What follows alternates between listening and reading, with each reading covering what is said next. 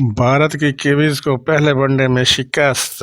भारतीय cricket team ने New Zealand को पहले वनडे मैच में 12 रन से शिकस्त दे दी। भारतीय ओपनर शुभमन गिल ने 145 गेंदों पर 9 छक्के और 19 चौकों की मदद से 208 रन की धुआंधार इनिंग्स खेली। बुध को हैदराबाद में खेले गए वनडे सीरीज के पहले मैच में भारतीय टीम ने टॉस जीतकर पहले बैटिंग करते हुए मुकर्ररा ओवर्स में 8 विकेटों के नुकसान पर 349 रन बनाए। ओपनर शुभमन गिल ने 145 गेंदों पर 208 रन की शानदार इनिंग खेली।